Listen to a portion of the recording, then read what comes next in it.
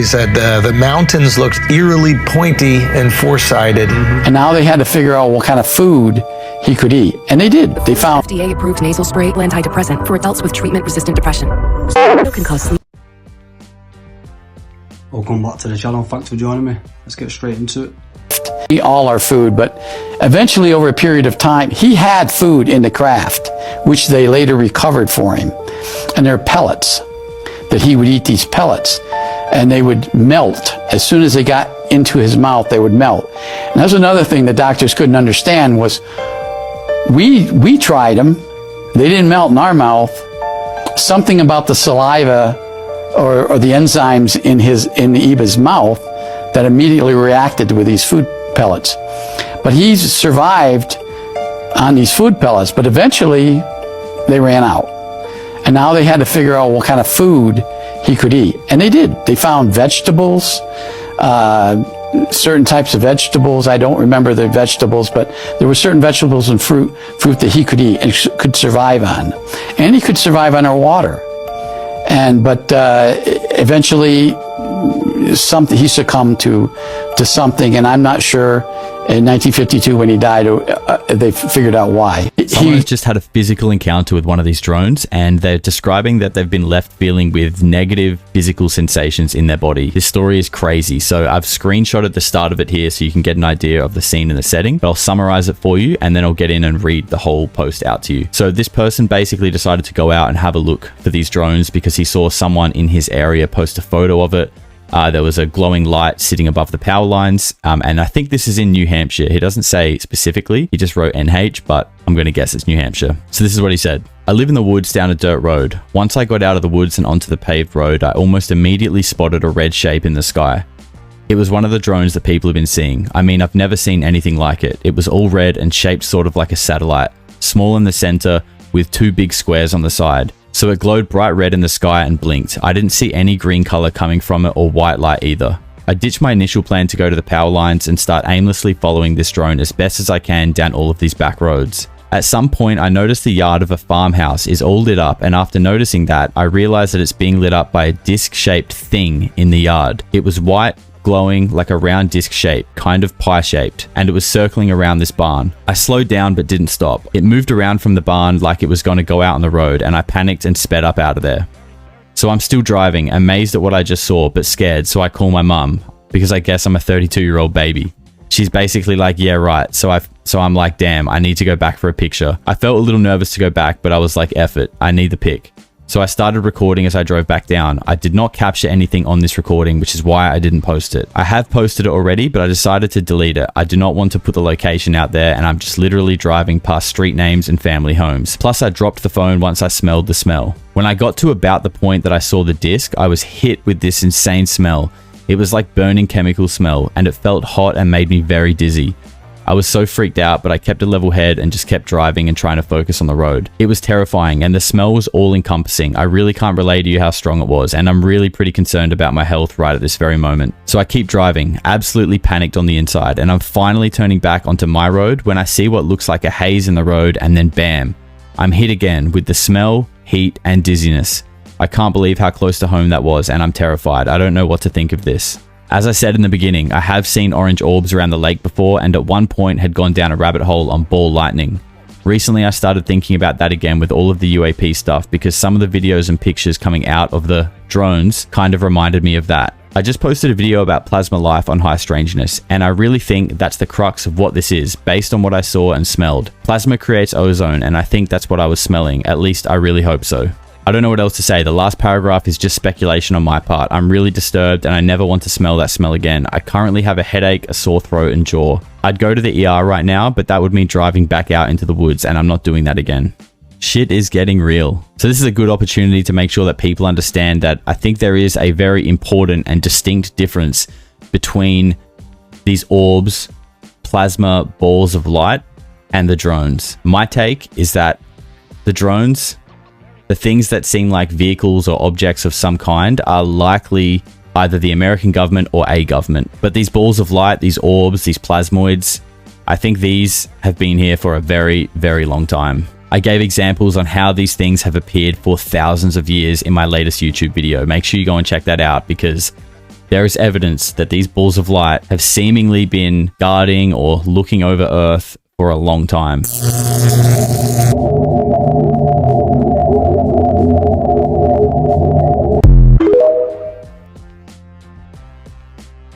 You want to know the dark secret behind how most celebrities just don't age? Like harvesting kids between the ages of 5 and 12 to be able to do this. Let's first talk about why A113 appears in all, and I mean all, children movies. It's actually a chemical, and that chemical is only produced by adrenaline. You know when you get that spike of energy when you're super angry or super afraid? Super afraid, huh? Like in Monsters Inc. when they can only survive by scaring little kids and getting that juice. And if you do some deep digging, you'll find the production of raw per detention center, in which they list all of the names, the birthdays, and how much they produced. We collectively have to wake up and make change. With the adrenochrome, it's one of them golden odors at this point, innit? It's up there with chemtrails. It's been called crazy for this. Do you know what I mean? Everyone will call crazy for this. I'm drinking kids' blood or the adrenaline that comes out of it, the spike, do you know what I mean? And what came true. So let's just put it in the chemtrail box. What else? What else have we got? Up there in the moon landing, chemtrails, fluoride in toothpaste. The list goes on. These conspiracy theorists. It's just a coincidence theory, isn't it? At this point. So while you've all been focused on these drone sightings, an OpenAI researcher and whistleblower was found dead. His name was Suchir Balaji, and you're definitely going to want to hear about this one. Now here's the interesting thing, right? Balaji actually left the company in August, and he had been raising a lot of concerns publicly, saying that the company had allegedly violated US copyright law while developing its popular ChatGPT chatbot. But this gets so much more interesting. OpenAI is actually currently involved with a lot of legal disputes with a number of publishers, authors, even artists over alleged use for copyrighted material for AI training data. A lawsuit filed by news outlets last December actually seeks to hold OpenAI and Microsoft accountable for billions of dollars in damages. And now in the midst of this, Balaji all of a sudden commits you know what? But it's interesting because just last year, I'm sure everybody remembers, 24 AI experts, right, called on governments to take action to manage risk from AI. And that policy document had a very particular focus, focusing on extreme risk posed by the most advanced systems, such as enabling large-scale criminal or terrorist activities. It's crazy to me because so many people have not been focusing on AI at all. They've just been seeing it as entertainment.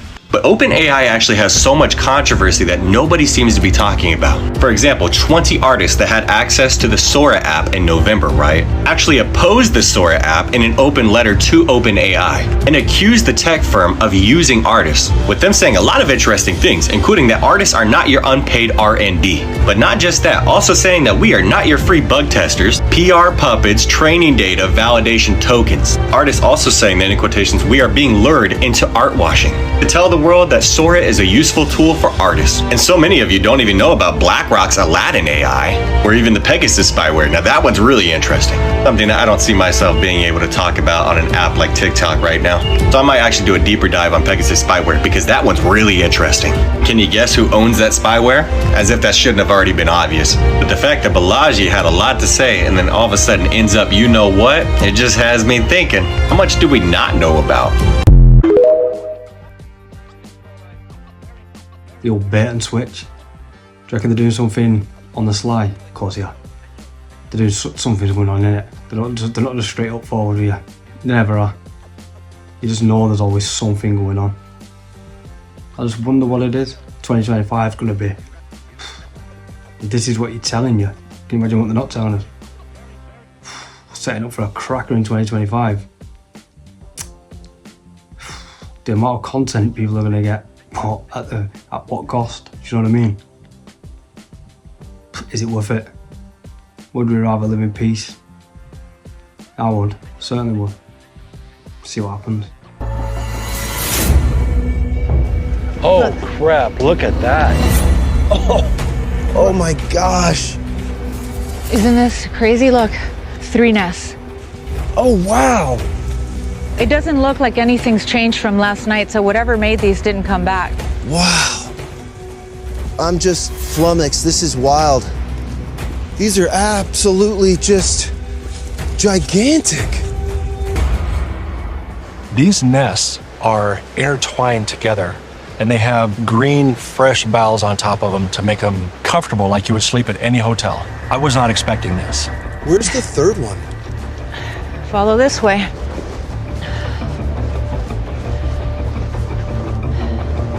Hey, Ross, up here. Oh, wow. Oh my God. That is huge. It's like woven together. This is what we ran into right here in California when we found 2 nests. But now we're looking at 3, which would indicate we're looking at 3 different creatures on this mountain. Tell me this wouldn't be the alpha position. To me, this spells out like some kind of family group where you've got an alpha watching out for the other group members. And if we have a little one in a group, it's usually going to nest with the mother. That makes total sense. This one particular site, there actually was a cluster of nests. Wow. My kind of gut reaction to the situation was that it was a birthing site. The reason I think that is there was one nest that was in the crook of a bush about 2.5 feet off the ground. When I saw it, the first thing that came to mind was, my gosh, this is a bassinet. When I look at the size of this thing, I could fit 2 of me inside of this. And just the way these nests were situated together leads me to believe that this was more than likely a family of Bigfoot. Wow. Okay, right here, right at the edge. 9 feet. So for reference, I'm going to label this one just alpha nest and write down the measurements, and we'll just go to all of them, get all that first, and then we just start diving in. Great.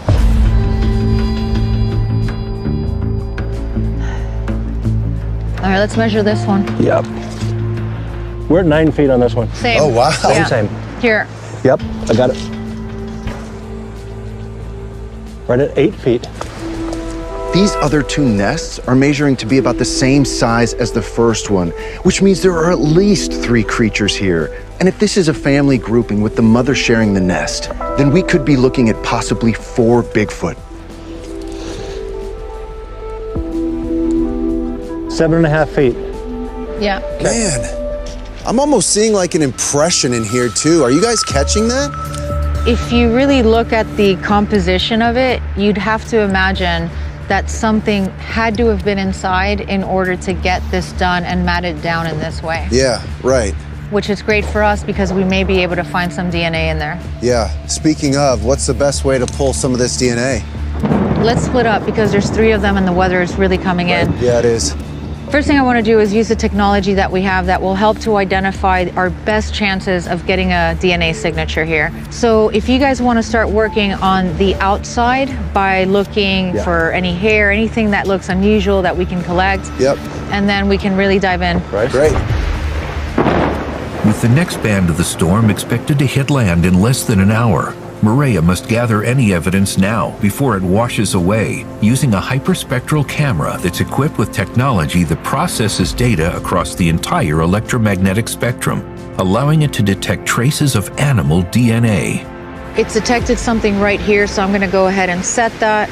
That way we can keep that data, and I'm going to collect exactly from that spot. It's going to give us our best chances of getting any kind of DNA signature. I'm trying to collect as much evidence as we can while we still have it because I don't know what's going to be left when this next storm hits. Good grief, Maria. Now that I'm in here, look at the size of this thing. Look. You look like you're in a 6-person hot tub. I mean, this thing could accommodate several huge humans. Agreed.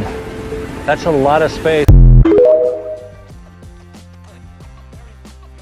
Mentioned this before. This is, for me, is the biggest find, bar a Bigfoot walking out on the White House lawn, is there's nests. Since the casting the footprints and the Patterson Gimlin film, which obviously could have been hoax, so can footprints, but since the footprints, I'd say the nests are the biggest find. When you see the way they go in detail of it with the huckleberries that are stripped and the way they're woven together. And obviously we've gone over the horses' manes and stuff. The plaits, braids. Crazy, I think it's the biggest find in the last, 20 years, 30 years to do with Bigfoot. It's I wish more people could enjoy the subjects of Bigfoot, but they're too stubborn, stuck in the past as Harry the Hendersons. He's got that in their heads, or we could have found it by now, we should have found it by now, trail cameras, everything. They is. There's so many footage, there's so much footage, so many stories, so many encounters, all lined up with each other. Please open your mind, or just come to this channel, keep coming to this channel and watch the clips I put on sporadically. So it's not too much all at once. That's all I ask. I saw like a werewolf creature as a kid. That's the only thing I remember. And you're fully confident in what you saw? At my parents' house, there was like a screen door that went out from like a sunroom. I was probably like 7 years old. Yeah. And I saw this thing, and I remember looking at it multiple times, and it was like in the window. It was kind of grinning at me, and it had this like red eyes, and I was like, this is not going away. When I look, and I screamed and ran and told my parents. But you know, the reason I remember it though is because I would run from one room to the next for years after that, and I wouldn't look out that window. But then I was listening to these Sasquatch shows, and people were saying that they see the dog man, the dog man, the dog man. I'm like, the heck is the dog man? I know what the Sasquatch is. What is the dog man? And then I'm like, oh my gosh. That's what you saw? I saw the same thing. I don't. What is the dog man? It's the werewolf. Does it walk up on 2 legs? Yeah, it does both. Sometimes it runs off. Is it like the Harry Potter? Yeah. Yeah, I mean, it's just your classic werewolf. Most of them have the werewolf face, upright. Werewolf. Now, Pretty terrifying. Nate, what are your actual thoughts on that? Like, do you think it was an actual physical person who turned into or do you think it was... I saw Dogman. He goes hand in hand with Sasquatch and it, Bigfoot. Where there's one, where there's the other. You see them. Sorry, you don't see them. You hear stories of them battling, but you also see them territories where they work alongside each other in some cases.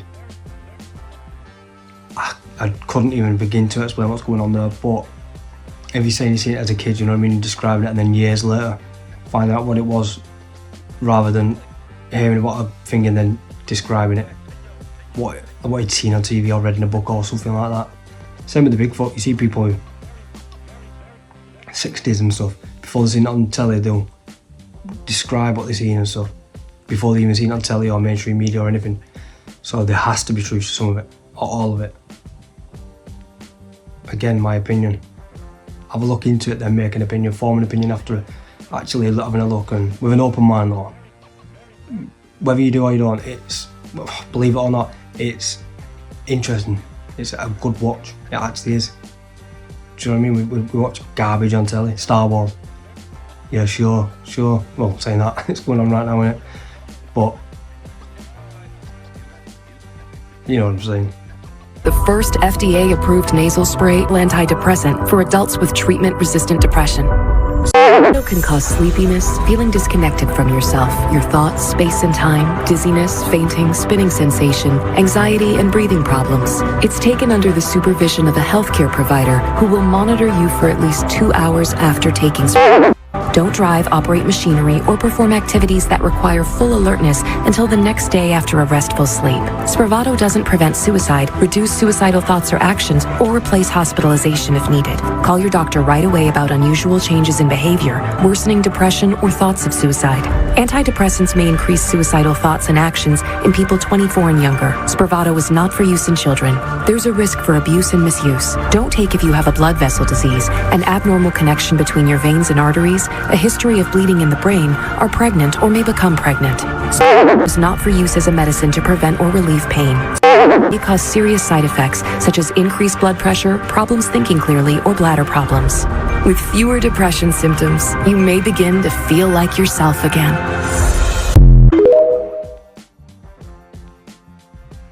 No thanks. I'll take depression, please. About 1,000 side effects. Do you know that? I think you have to list the side effects because someone in trials had that side effect. That's like Schindler's List. What she just rattled off. No, you're alright, thanks. I'll take the chances. Do you know what I mean? No. I'll go and watch some Bigfoot. Guys, look. There's something in the tree line over there. What? Look, you can see his eyes. Oh my god, dude. You can see it.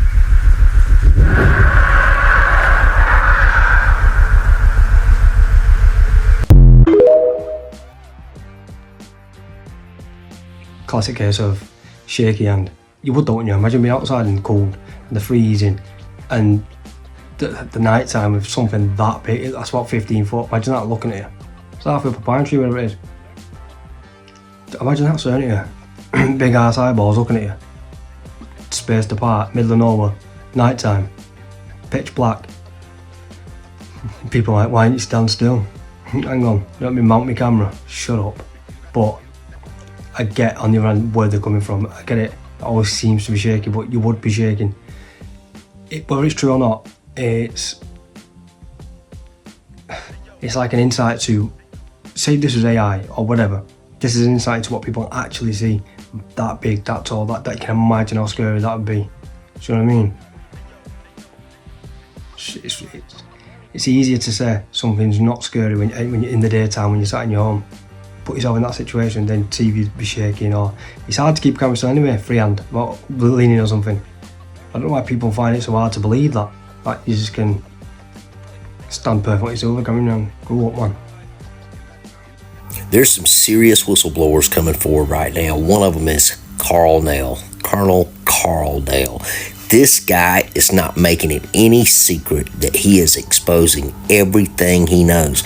Look, he talks about everything from the Russians having their nukes activated by extraterrestrials to them being deactivated in the United States at nuclear facilities. Also, he brings up the Zimbabwe school incident, the Australian incident with these encounters, all of these different things he points out, and then he tells us there is documented information to show that all of this and all of these things are not just speculation, but these are events that have actually taken place. Guys, I want you to watch this. This might be some of the most phenomenal information you ever hear concerning UFO disclosure up to this point.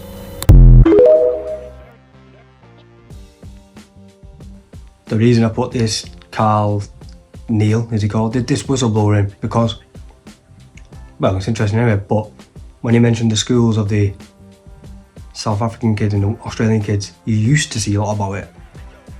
Didn't he got like featured in shows like the 90s or wherever, and then it's made a comeback in the round lately, the last few years, whatever, but I feel like it should be all over, and I feel like if one of the kids was involved, I'd never stop talking about it. Because obviously, again, they're all kids. What's the motive to lie? Do you know what I mean? And all the same account. Of course, the whistleblowers coming forward now. Ed Snowden, people like that. Bob Lazar, biggest one. He was shouting it from the rooftops 30 odd years ago. Back when it was the men in black were real and they come, well they are, but you're more prone to turn up your house and poison your spite, even though they're still going on today. But do you know what I mean? It was rife, it was rampant. Do you know what I mean? You should have been shouting it back then, not when it starts getting a bit easier. Either way, fair play to him. And many people don't know that there are 5 categories of close encounters. Close encounters of the first kind was seeing a craft within a close enough range to see its superstructure and details. A close encounter, the second kind, is when there's physical evidence, trace, radar, landing trace, etc. Close encounter, the third kind that you all know from the Steven Spielberg movie, is when you have a meeting encounter with an extraterrestrial biological entity. And close encounter, the fourth kind, is when you have an experience on board the craft. And then a close encounter, the fifth kind, is when humans initiate the contact or cooperate it with intention. It's the first category out of the 5 that are actuated by people. In other words, we initiate contact.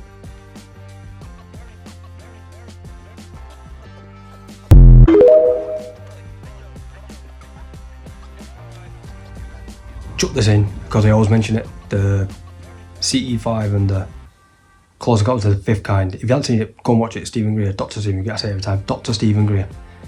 This is just basically him explaining the stages of like contact. We all know like fourth kind because of the film, but this fifth kind, which I never knew about till the last 2 years, it's mind-boggling. It's like interesting. Watch it, go and watch it, and then come back and type in the comments, somebody please. So interesting. So off to the woods we went. As we were walking, I felt a presence. It was that feeling you get when you know something isn't right. I looked to the left, and there was a bear standing there on its back legs. I froze, and I grabbed my friend's hand. When I did, I saw the other animal. She was twice the size of the bear. She was more like a cross between a human and a gorilla, but more human. I could tell she was female because she had breasts, and she had a baby clinging to her. She had no hair on her face, but the rest of her body was covered in brown, shaggy hair with copper highlights. Her skin was also kind of light brown. The bear started to growl, and the mama Sasquatch, well, she got between us and the bear. She let out a scream that went through my whole body like a vibration. I nearly fainted right there. Then the bear ran off. When the mama looked back at us, her face was kind instead of fierce. She pointed back in the direction that we'd come from, as if telling us to go home. I wanted to go and hug her as a thank you for saving us from the bear. But she looked at me as if to say, "It's okay, you're safe now. Go home." I felt as if I had heard her voice in my head, so my friend and I headed back. I felt the Sasquatch's presence with us until base housing came back in sight. If I'm not wrong, this is from Buckeye Bigfoot. Really, really good. But not the main one I watch, but again, I watch them all. So these are the stories that people feel like they just sound so far-fetched. I get it, and even if I wasn't a believer, I get it. And I don't believe every single one. Like I've said it again a few episodes ago, I said there's loads to leave out. There's a story of a guy years ago, like a logger in a logging road or something, and I think he fell. He was climbing on logs and the logs went down the hill and he was trapped, and a Bigfoot come, picked it off him, and he survived and he told the story, and there was like no way he could have got out. So he was telling the story about that, and that's the first one I heard of helping. This is the second one, sorry, I've heard. Probably the second one, maybe. I've heard that they'll keep you safe from wild animals if you're respectful and announce that you're going to be sharing the land. Don't ever look them in the eye, look them in the chest. And we're here to share the land, I'm not here to harm you, you're not here to harm me. I don't give you permission to harm me. Don't do the run away predator thing, just like back off slowly, walk away, don't look them in the eye. Don't be threatening. Because there's nothing you can do, trust me, squish you like a bug. They've been hiding this from you. The Vatican archives aren't just old documents. They hold proof of ancient gods with advanced technology. But that's not even the craziest thing that was recently discovered. In leaked Vatican correspondence, there are hints of hidden texts saying, "These writings contain knowledge forbidden to the public." The archives have been guarded for centuries, so what are they hiding? This is where things get scary. In newly revealed whistleblower accounts, it's said that the Vatican archives aren't just historical records, but contain evidence of an advanced ancient civilization known as the Viracochas. The accounts specifically mention that the Viracochas, worshipped as gods, left behind documents and artifacts that detail advanced technologies and lost histories. However, once these documents were found, their contents were concealed, and the true history of the Viracochas was hidden to maintain the Church's control over historical narratives. This explains why access to the Vatican archives is so restricted and why the contents remain one of the world's most guarded secrets. What more can be said about the Vatican, honestly? At this point, does anyone even respect them anymore? Christians or not, do you know what I mean? Apart, unless it's you're an Italian, no offence, but it seems, well, I bet there's a lot of Italians now, this day and age, that don't. Something weird in it, the portals that we mentioned a few episodes ago. Christmas Eve. I seen a video yesterday where there was cutting holes in the wall, I don't know if it was an old one or a tradition, what they do, something weird, strange, got their own police force in the middle of Rome, wherever it is, around the Vatican, on laws and stuff. It's just mind-boggling how that's old-fashioned, dated, traditional garbage can still go on. crazy to me. They're suppressing history. For what? For what? They're suppressing history, them, Smithsonian, these respected organisations apparently. Pathetic, man. Like them other churches in America. I'm on the rant now, aren't I? Garden Path. Them American churches, they all live in like $50 million houses. The man of the law, and these idiots, man, these Egypts are the ones that are paying for it. They just literally give them a load of money on Sunday because they've got nothing else to spend on. Let's face it, white people, Caucasians, American, do you know what I mean? They're all like, and they pay and pay and pay. Why are you paying to go to church? For what? To have a bake sale at Christmas time? Grow up, man. Well, I'm not finished yet. Scientology. Remember the Leah Remini one? If you haven't seen the Leah Remini Scientology program, go and watch it.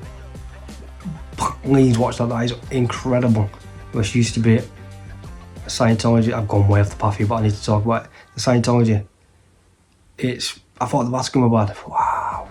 I can't. There's too much to go over, but brainwashing at its finest. Anyway, I'll move on. I've gone on the garden path here. Sorry. But a friend of ours, who will remain nameless, went there. Yeah. Got to go on a cool experience, trip, etc. And he said a couple interesting things. He said the mountains looked eerily pointy and four-sided. He said way more mountainous than he thought it would be. I think the illusion, maybe from looking at maps and watching penguins, is by the way, you can see flat mountains. You can see mountains on the Orontius Phineas map. Actually. Oh, is that what the little etchings around the edges there? Interesting. Those are mountains. Now, he also said this. He said a couple things. He said there is a pact with every country that has a slice of it that they will not dig or remove any minerals from Antarctica. And he even said that a scientist was there, said to them, World War III will not start until one of these countries breaks that pact. They are clearly protecting or preserving something that may or may not be under, I believe it's 3 miles, Mark was saying earlier, at its thickest of ice. Antarctica, isn't it? It's the most interesting place on Earth, Antarctica. Right, there's no straight lines in nature. Pyramid shaped. What would you call them? Mounds in the snow. Buildings, treaties, no-go areas. Stories of, from way back before the conspiracy started, of the Earth opening up, or big caves you can go inside, and underground bases. All the stuff that goes on down there that we know about, never mind that what we don't know about. Antarctica's just the place. It's land, probably land and minerals and things you can get from it, plus what's going on, who's living there, what's going on there, etc. I guess we'll never know. Look. Listening that that's not human. It's not a human. The face is here at first, but no.